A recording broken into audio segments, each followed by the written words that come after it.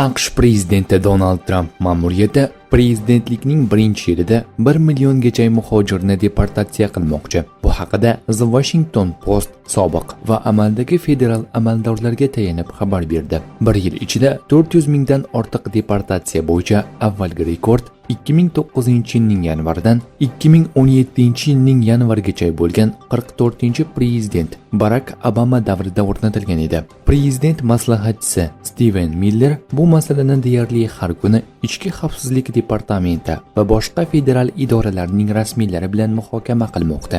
Nashr manbalariga ko'ra, ular tegishli farmoyish chiqarilgan 1.4 million kishining bir qismini deportatsiya qilish yo'lini topmoqchi. Biroq ularni qaytarib yuborishning iloji yo'q, chunki ularning vatanlari bu odamlarni ortga qaytarmaydi. Washington 3-davlatlarga deportatsiya qilinganlarni qabul qilish bo'yicha ham muzokaralar olib bormoqda. Tramp Oq uyga qaytganidan keyin dastlabki kunlarda Meksika, Kosta-Rika va Panama AQShdan chiqarib yuborilgan Hindiston, Markaziy Osiyo, Xitoy, Afg'oniston, Rossiya va boshqa davlat fuqarolarini qabul qilishga rozi bo'ldi.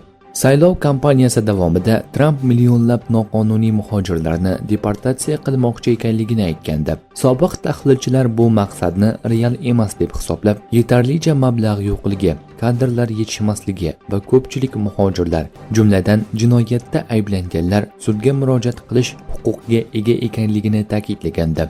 AQShning Kubadagi Guantanamo harbiy bazasidagi hibsxonaga jo'natilganlar mamlakatdagi noqonuniy bo'lganlarning faqat kichik bir qismi deya ta'kidladi gazeta.